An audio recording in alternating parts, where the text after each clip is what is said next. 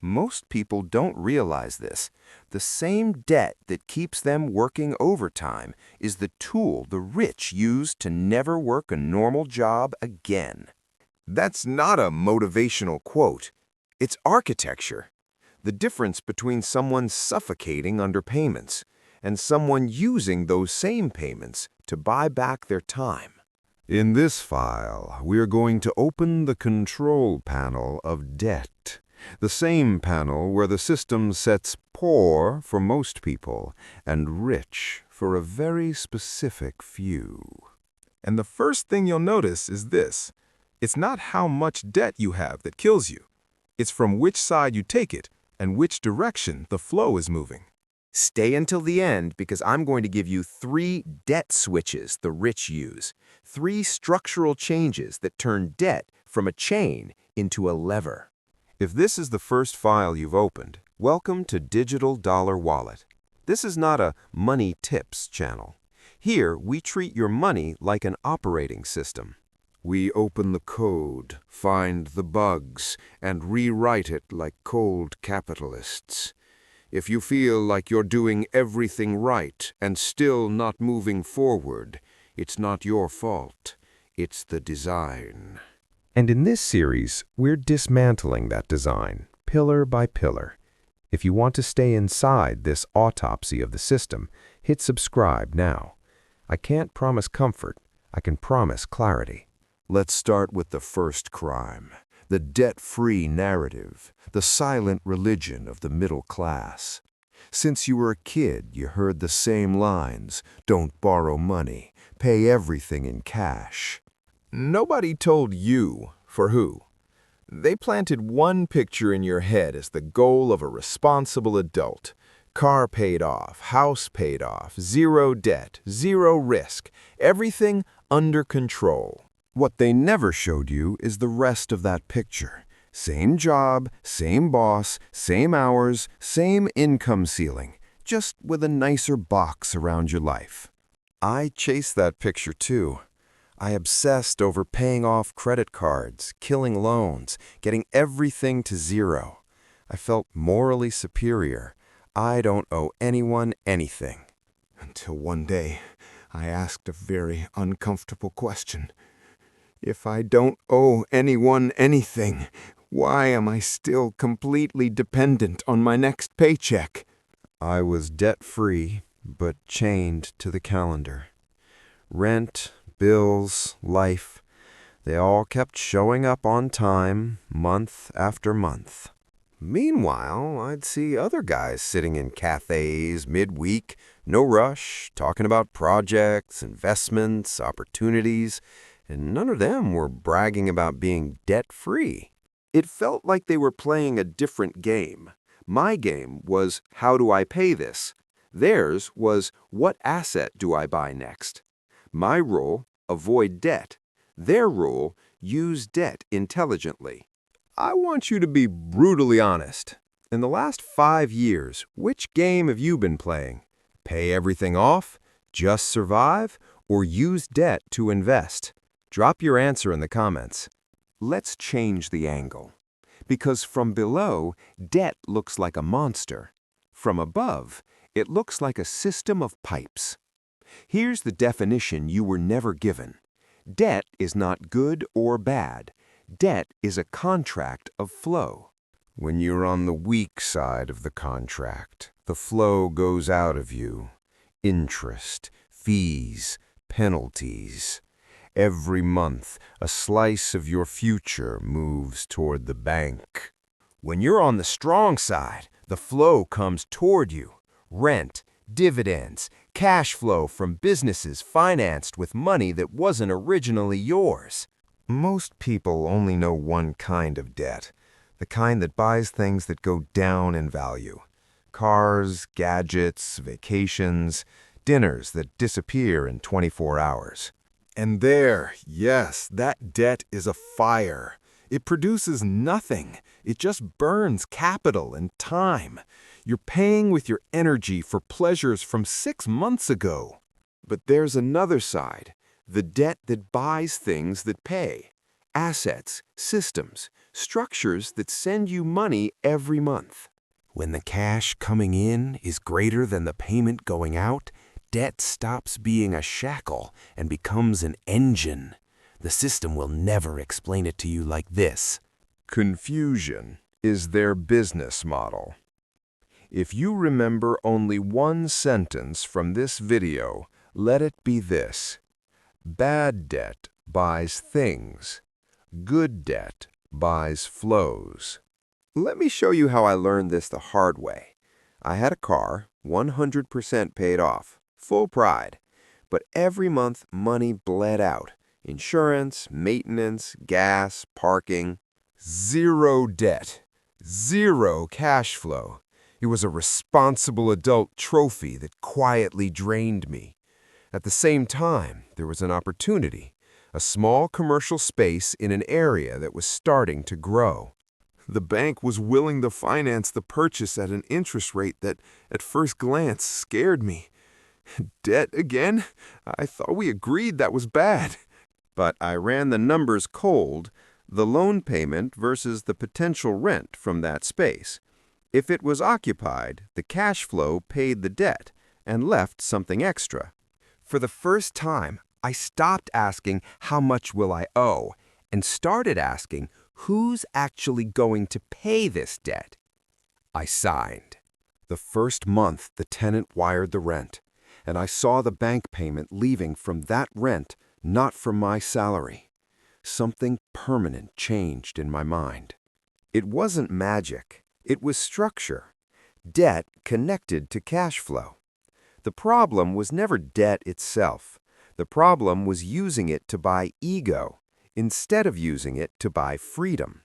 The first switch is brutally simple. Stop using debt to upgrade your lifestyle and start using it to upgrade your system's cash flow. Before you sign any debt, ask a brutal question. Does this payment come from my active work or from a cash flow the asset generates by itself? Quick example. Bad debt is a luxury car loan that sits parked more than it moves. Strategic debt is financing equipment you rent out to other professionals. Wow! Same bank, same type of contract, completely different realities. I want you to mentally scan your current debts: mortgage, car, credit cards, personal loans. How many are connected to any kind of cash flow? And how many only feed your ego or your comfort? Drop a number in the comments. Out of all your debts, how many pay you something back every month?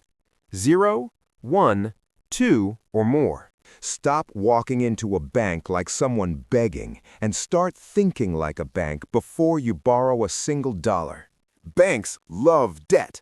They live off of it. What they hate is debt without collateral, without cash flow, and without an exit.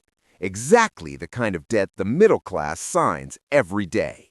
When you think like a bank, you do 3 things before you pull the trigger: secure collateral, secure cash flow, secure an exit. Collateral is something real backing the loan. Not a wish, not a vague idea. An asset that exists and can be sold.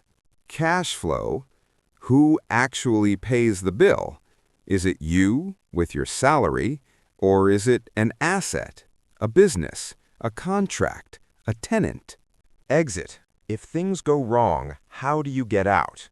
Do you sell, refinance, restructure, or do you just close your eyes and hope? Most people sign debt as if life will always stay the same. Same income, same health, same conditions. That illusion is what keeps the whole house of cards standing. The elite signs debt assuming something might go wrong, and they design up front how not to die if it does. If this simple frame, collateral, cash flow, exit, is already changing how you see your debts, hit subscribe. This is the kind of architecture we're working on all season 2. Third switch. Stop obsessing over how much you owe and start obsessing over your spread. Spread is the difference between what money costs you and what that same money produces for you.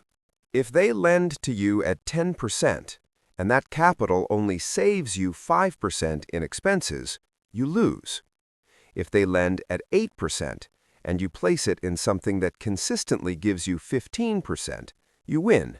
The poor obsess over paying loans off as fast as possible, even if that kills their liquidity. The rich obsess over keeping a healthy spread alive, even if that means staying in debt for years.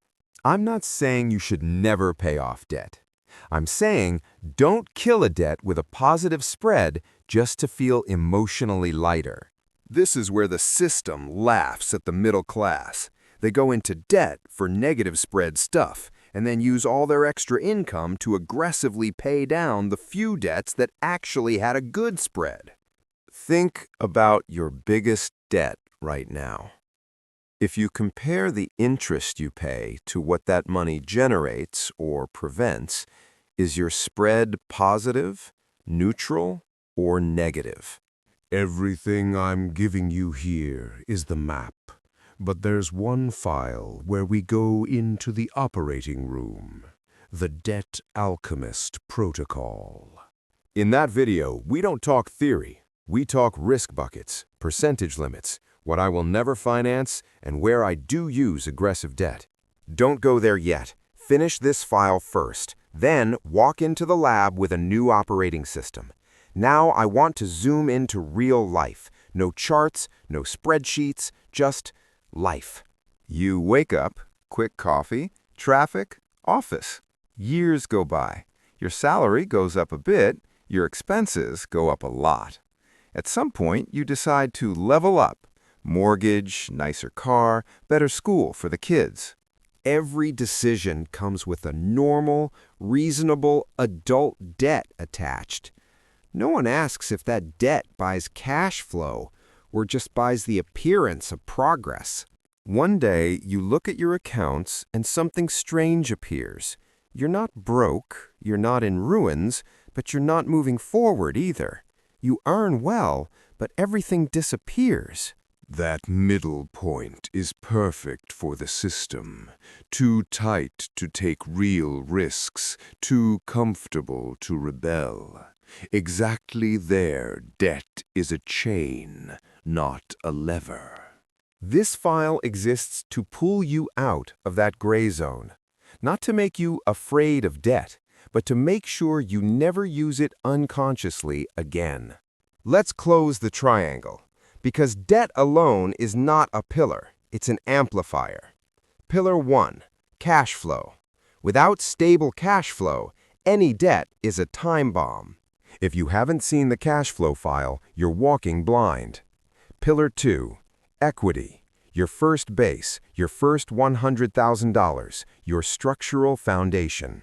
If that floor has cracks, any debt on top of it will eventually break it. Pillar 3, leverage, what we talked about today, the lever, the multiplier. The problem is that most people try to yank the lever with no base and no cash flow. If you jump straight into playing with debt without cash flow and without healthy equity, This system doesn't get mad at you. It smiles. You're the perfect customer. If this is the first file you're watching from this series, don't stop here. on screen, you'll see the video called Your First $100,000 Has a Fatal Flaw, Pillar 2. That's where I show you why most people build their equity on a floor designed to crack. And when you're done with that, step into the Debt Alchemist protocol to see how everything you learned today becomes a concrete decision system for every debt in your life. Before we close this file, I want one last thing from you in the comments. Which switch hit you the hardest today? Debt that drains you versus pays you? Think like a bank or operate the spread? Here at Digital Dollar Wallet, the mission is simple. Pull people out of the game of owing and put them into the game of directing. If you want to be in that group, subscribe, hit the bell. This case file closes here. I'm Andrew. I'll see you in the next file, Inside the Vault.